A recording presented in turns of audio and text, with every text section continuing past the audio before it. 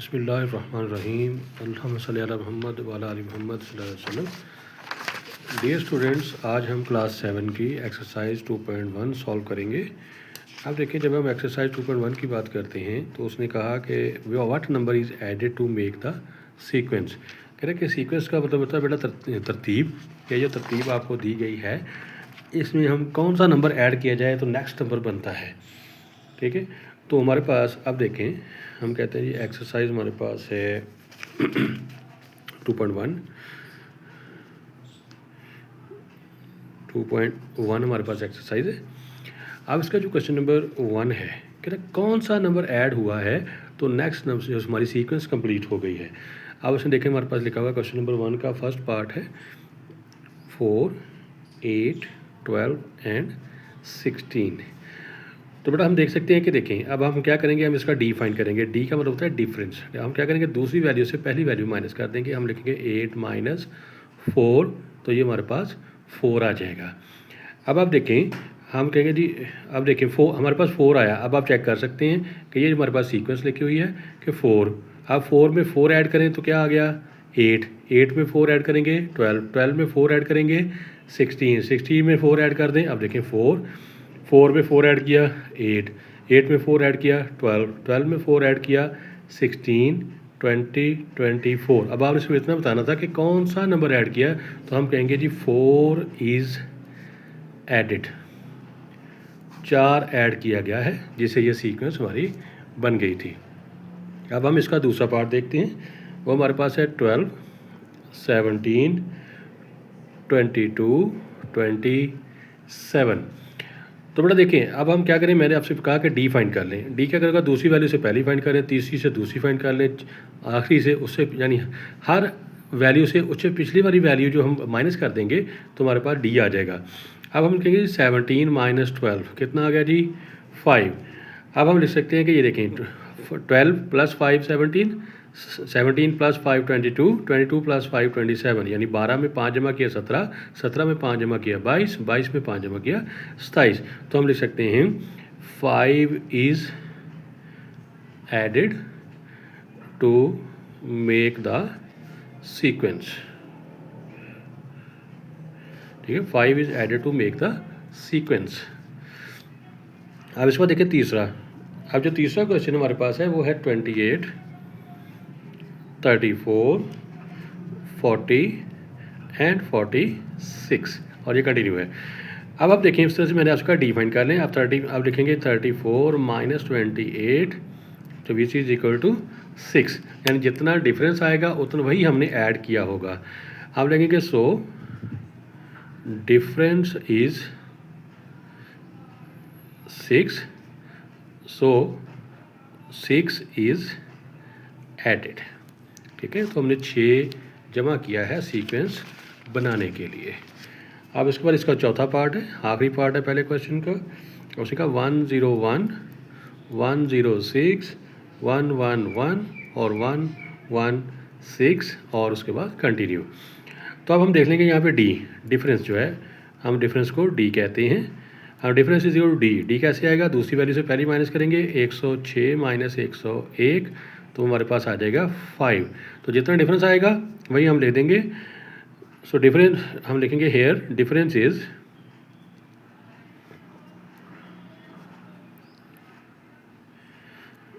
Five, so 5 is added to make the sequence. ये हमारा चौथा पार्ट था। इस तरह बेटा पहला क्वेश्चन कंप्लीट हो गया। उम्मीद है आपको समझ आ गई होगी, तो इसको ज़रा देख लें। अगर मज़ीद कोई क्वेरी हो तो आप अपना कमेंट पास करके चेक कर सकते हैं। जी बेटा देखें, अब उसने हमसे पूछा कि कौन से नंबर से मल्टीप्लाई किया गया है, तो ये सीक्वेंस हमारे पास आई है। जब मल्टीप्लाई की बात होगी तो आपने क्या फाइंड करना था, इसकी कॉमन रेशियो फाइंड करते हैं। क्या फाइंड करते हैं, कॉमन रेशियो। अब जो कॉमन रेशियो है इसे हम कहते हैं बेटा आर। आर कैसे आएगा, दूसरी को रकम को पहली पे डिवाइड कर दें। आप लिखें 6/3, 6/3 करेंगे तो हमारे पास 2। तो हम लिख देंगे जितनी आपकी रेशियो आएगी इसी से हमने मल्टीप्लाई किया हुआ, चेक कर सकते हैं। अब देखें पहली रेशियो है, पहली वैल्यू है 3, 3 को 2 से मल्टीप्लाई करें 6, 6 को 2 से मल्टीप्लाई करें 12, 12 को 2 से मल्टीप्लाई करें 24, तो हम लिखेंगे सो इट इज़ मल्टीप्लाइड बाय 2। ठीक है, हम कह सकते हैं कि 2 से ज़रूर हुई है। अब यहाँ पे देखिए दूसरा क्वेश्चन है कि 5, 10, 20, 40। अब यहीं से हमें पता चला कि 5 को 2 से ज़रूर दी, 10 हो गया, 10 को 2 से ज़रूर दी, 20 हो गया, 20 को 2 से ज़रूर दी, 40। लेकिन हम उससे फाइंड करके दिखाएंगे। हम कहेंगे जी कॉमन रेशो। अब जो कॉमन रेशो है वो हमारे पास है कि दूसरी वैल्यू को पहली पे डिवाइड करना है। 10 divided by 5 which is equal to 2। अब जितनी आपकी कॉमन रेशियो आई है हम उसी से कहेंगे G so it is multiplied by 2, क्योंकि उससे 2 से ज़रूर दी गई है। उसके बाद जो बेटा तीसरा इसका पार्ट है वो है 6, 18, 54 और 162। आप उसी तरह से आप क्या करेंगे, कॉमन रेशियो फाइंड करेंगे। कॉमन रेशियो उसे हम आर से ज़ाहिर करते हैं, वो हमारे पास क्या बन जाएगा 18/6। तो कितना आ जाएगा 3। आप देखें 6 3 ज़ार 18, 18 3 ज़ार 54, 54 3 ज़ार 162। ठीक है, अब 6 के ज़रब 3 18 होगा, 18 ज़रब 3 54 होगा, 54 ज़रब 3 करेंगे 162 आ जाएगा। तो हम लिखेंगे सो इट इज़ मल्टीप्लाइड बाय 3, यानी उर्दू मीडियम में हम लिख सकते हैं कि हमने 3 से ज़रब दी है ताकि इस तरतीब को बनाने के लिए। अब इसका चौथा और लास्ट पार्ट है, यहाँ पे भी हम क्या करेंगे, कॉमन रेशियो फाइंड करेंगे। अब कॉमन रेशियो हमारे पास क्या है आर। हम लिखेंगे आर से क्या मुराद है कि अब क्या करें, दूसरी वैल्यू को पहली पे डिवाइड कर दें। 14/7 तो कितना आ जाएगा 2। तो अब हम क्या करेंगे, सो it is multiplied by 2 to make the sequence। ठीक है, तो हमने क्या किया है कि 2 से ज़रब दी है तो हमारे पास ये सीक्वेंस बनी थी। ये था आपका बेटा क्वेश्चन नंबर 2। जी बेटा हम क्वेश्चन नंबर 3 का फर्स्ट पार्ट देखते हैं। उसने हमसे कहा कि कौन सा रूल इस्तेमाल हुआ है। हमारे पास है कि पहला पार्ट है 52, 57 एंड 62। तो बेटा जब हम इसको देखेंगे तो हम देखेंगे हमारे पास, देखें हम कहते हैं इनको टर्म्स को, अब टर्म्स को नाम क्या देते हैं। अब जो पहली टर्म होगी उसे हम कहते हैं A1। A1 हमारे पास क्या है 52। अब जो सेकंड टर्म है उसे हम कहते हैं A2। A2 हमारे पास है 57 और A3 हमारे पास है 62। तो अब बेटा हम देख सकते हैं, अब हम कहेंगे जी जो हमारे पास टर्म आएगी, हम डिफरेंस कैसे आता है, जिसे हम कहते हैं डी कॉमन डिफरेंस। हम कहते हैं जी A2 माइनस A1। अब A2 है 57, अब 57 माइनस 52 करेंगे तो कितना आ गया 5। ठीक है, 57 में से 52 निकालेंगे 5 आ जाएगा।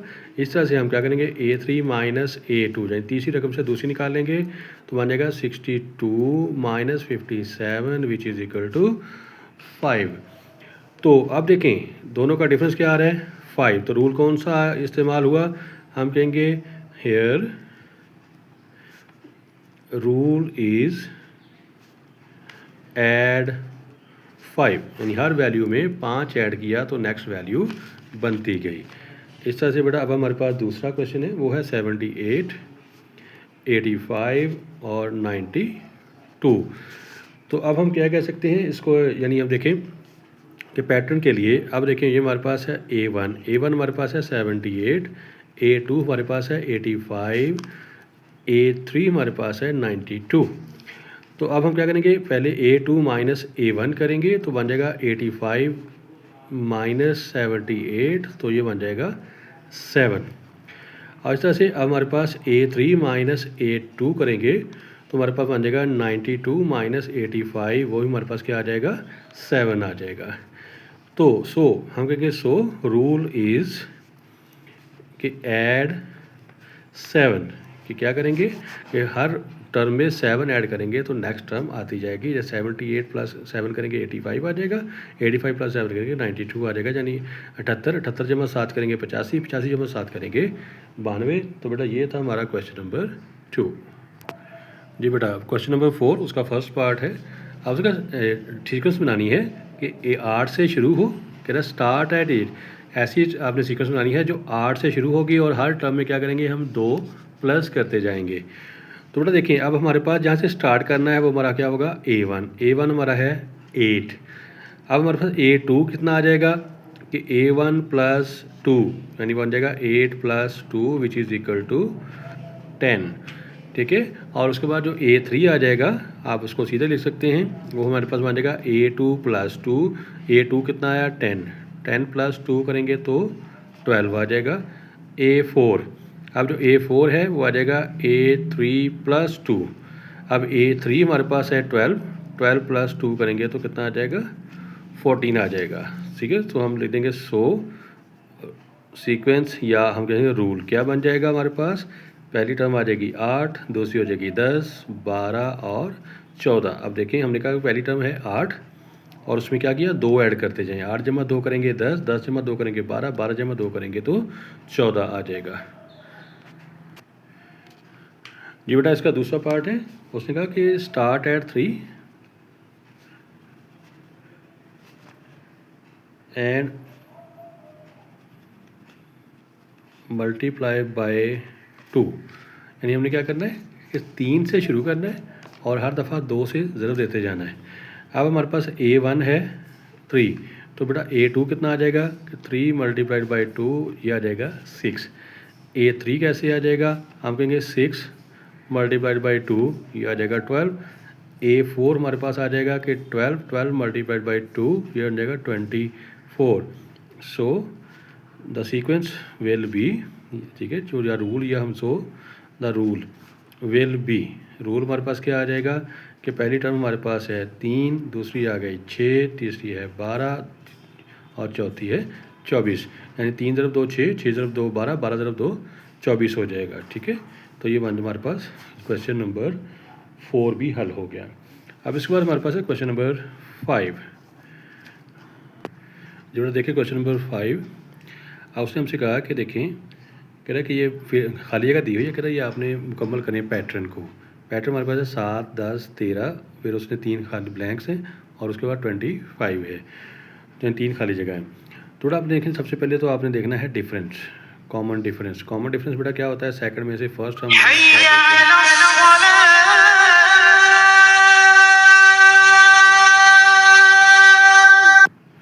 जी बेटा।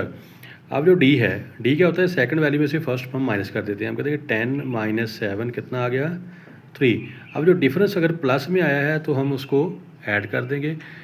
अब जो डिफरेंस है वो ऐड करेंगे। अब देखिए 7 जमा 3 किया 10, 10 जमा 3 करेंगे 13, 13 जमा 3 करेंगे तो 16 आ जाएगा, 16 जमा 3 करेंगे 19, 19 जमा 3 करेंगे 22, 22 जमा 3 करेंगे तो 25 आ जाएगा। ये हमारी रिक्वायर्ड सीक्वेंस आ जाएगी। इसे देखिए उसका दूसरा पार्ट, अब करें कि सबसे पहले हमने फाइंड करना है डी, डिफरेंस, फ़र्क कितना है। अब दूसरी वैल्यू में से पहली माइनस को माइनस कर दें। 12 माइनस 6 कितना आ जाएगा 6 आ जाएगा। अब हम क्या करेंगे, 6 को देखें, 6 में 6 ऐड किया 12, 12 में 6 ऐड किया 18 और 18 में 6 ऐड करेंगे तो 24, 24 में 6 ऐड करेंगे तो 30 और 30 में 6 ऐड करेंगे तो 36 और 36 में 6 ऐड करेंगे तो 42। यही हमारी सीक्वेंस थी। अब बेटा देखें, यहाँ पे देखें, अब हम सबसे पहले डिफरेंस, अब देखें 23, 20, 17 और 5 एंड पे है। अब डी हमारे पास क्या आएगा कि दूसरी वैल्यू में से पहली वैल्यू माइनस करेंगे तो क्या हमारे पास आ गया -3, डिफरेंस आ गया -3। अब हम क्या, हमारी सीक्वेंस क्या है -3। 23 में से 3 निकालें 20, 20 में से 17 निकालें 3 में से 17 में से 3 निकाल देंगे तो 14 आ जाएगा, 14 में से 3 निकालेंगे 11 आ जाएगा, 11 में से 3 निकालेंगे 8 आ जाएगा, 8 में से 3 निकालेंगे तो 5 आ जाएगा। ये हमारा तीसरा पार्ट भी हल हो गया। अब इसके बाद देखिए नेक्स्ट, यहाँ पे हमारा डिफरेंस चौथा जो था 98, 96, 94। अब डी कितना है 96 माइनस 98, तो बेटा ये आ रहा है -2। अब हम क्या करेंगे, सारी वैल्यू से -2 कर देंगे। 94 में से -2 निकाल तो 2 माइनस करेंगे तो 92 आ जाएगा।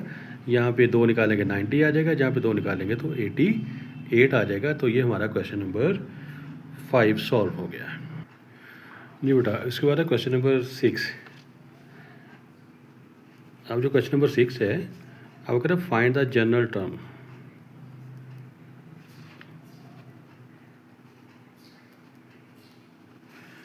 हमने जनरल टर्म फाइंड करनी है। अब हमारे पास उन्होंने कहा फर्स्ट पार्ट है इसका 6, 13, 20, 27 एंड सो ऑन। अब देखिए बेटा, ये है 6, 13, 20, 27। अब हमारे पास देखें कि वो कह रहा है कि क्या कौन सा पैटर्न इस्तेमाल हुआ कि हम उसकी फाइनल टर्म ए एन यानी फाइंड करें, जनरल टर्म फाइंड कर लें। तो अब देखिए सबसे पहले डी फाइंड करेंगे। डी हमारे पास क्या आ जाएगा, 13 - 6 = 7 आ जाएगा। अब इसके बाद जब आपने फाइंड करनी है A1। अब A1 कैसे आई, अब हम लिखेंगे D 7 × अब A1 यहाँ पे 1 है तो यहाँ पे भी 1 आ जाएगा और माइनस हो जाएगा 1 = 6। यानी हमने क्या किया, डिफरेंस को किससे ज़रब दी तो डिफरेंस को जब हमने इसे ये 1 है तो इसका n 1 था। अब जो 1 2 3 4 यानी इसकी सीक्वेंस आ रही है उससे हम मल्टीप्लाई करेंगे डिफरेंस को और उसमें से कितना माइनस करेंगे, 6 बन जाए। हमने कहा 7 एक बार 7, 7 में से 1 निकाल लें 6 आ जाएगा। अब देखिए जब हम A2 फाइंड करेंगे, A2 क्या आ जाएगा, 7 × 2 - 1 यानी क्या होगा, यहाँ पे सीक्वेंस बदलती जाएगी, जो जहाँ पे A के साथ वैल्यू है वही यहाँ पे वैल्यू आती जाएगी। इसको AN भी कह सकते हैं हम। अब ना 7 × 2 14, 14 -1 करेंगे तो कितना आ गया, 13। देखें हमारी सेकंड टर्म 13 है। अब हमारे पास है A3। अब A3 क्या होगा, 7 × 3 - 1 तो हमारे पास बन जाएगा 7 3 बार 21, 21 में से 1 निकाल देंगे 20। ये देखें तीसरी टर्म हमारी वही है। अब होता है A4। अब A4 हमारे पास क्या आ जाएगा, 7 × 4 यानी इन ये जो ब्रैकेट में वैल्यूज़ है वो आपने वो लिखनी है जो A के साथ हैं। तो हम लिखेंगे -1 तो 7 4 बार 28, 28 में से 1 निकाल देंगे 27 आ जाएगा। ठीक है, तो अब हमने फाइंड करना है AN, nth टर्म फाइंड करनी है। तो उसके लिए बेटा हम क्या करेंगे, हम लिखेंगे AN = 7, 7 के साथ क्या आ जाएगा n, ठीक है, -1, यही हमारा आंसर आ जाएगा। ठीक है, AN = 7n - 1, ये हमारा इसका फर्स्ट पार्ट हल हो गया।